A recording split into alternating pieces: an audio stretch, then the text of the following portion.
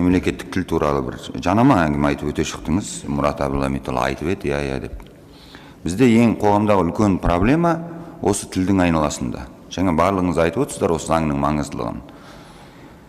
Келеді, қарапайым айтайын, әлеуметтік желіден бәріңіз көріп жүрсіздер, бір тұтынушы бір жерге келеді де, сен маған неге мемлекеттік тілде қызмет көрсетпейсің дейді, содан дау шығады, содан қоғам шулайды.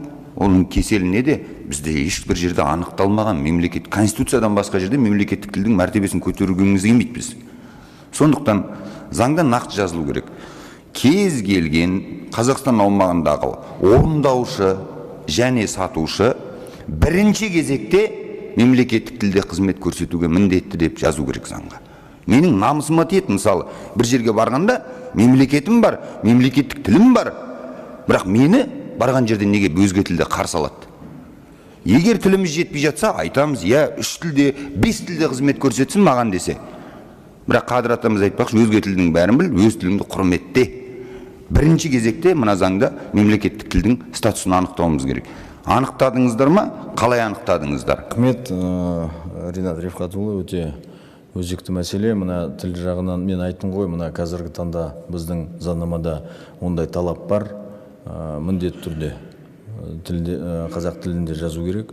Ондай болмаса біз мына мәселені қазіргі таңда біздің құзыретімізде ондай функционал бар. Біз мына неге жауапкершілікке тартамыз, ол міндетті түрде.